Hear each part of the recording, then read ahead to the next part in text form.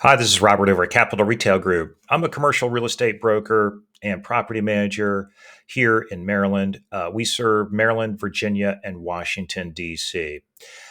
Today's topic is about business transfers, lease assignments.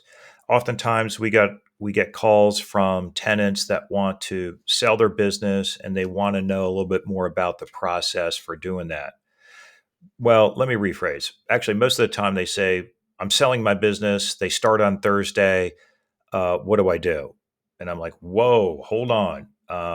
If you look at the lease, most leases say that the landlord has the right to approve the lease of the new business owner. And there's a process for doing that. So, as the property manager, we want to make sure we understand who the new business owner is. So, we here at Capital Retail Group, we always require a credit check, making sure that their credit is about the same as the previous tenants.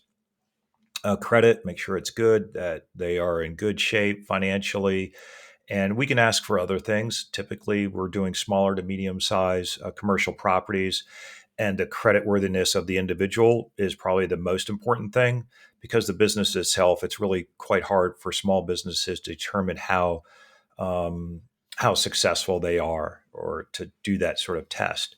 So we do a personal credit check.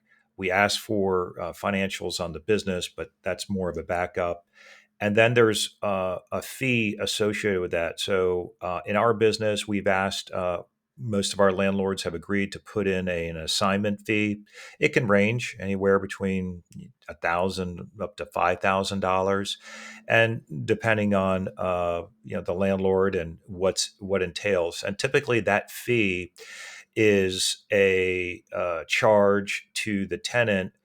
Now they can get that from the new business owner or whoever, but that has to be paid up front before we go through the process of working with the tenant to get the business transferred, because there is some time cost. We have to contact an attorney, get an extension sometimes, or a transfer assignment.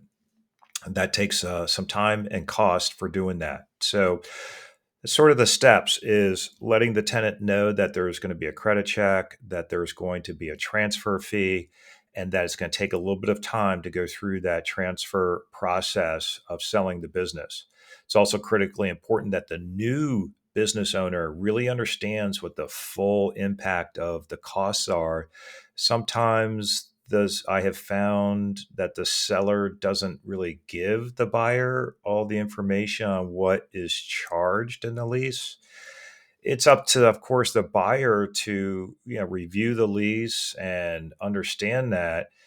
But as a courtesy, I like to let the buyer know, hey, listen, I just want to let the last invoice amount was X, and so that they're aware that it's maybe not just base rent, but some leases have common area maintenance charges, taxes, property insurance, water.